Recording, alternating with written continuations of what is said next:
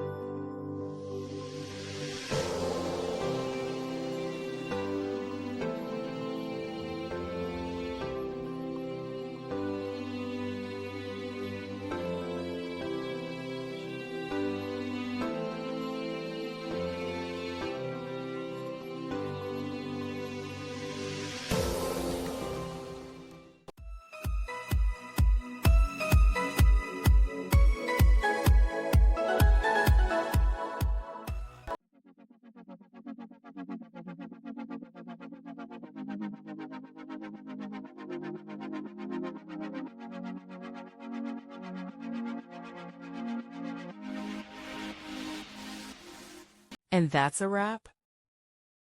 I hope you found the answer you were looking for. If you did, take a second to hit that subscribe button. It really helps out. And let me know in the comments which solution worked best for you. See you next time in the debug zone.